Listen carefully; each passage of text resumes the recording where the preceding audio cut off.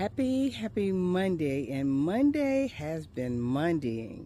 It was a pretty rough start this morning. Things shut off really quick.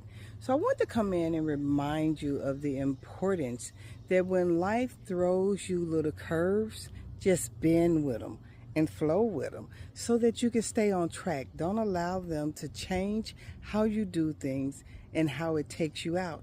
You got to learn to bob and weave, baby, through life, because life is here to bring us challenges. Take good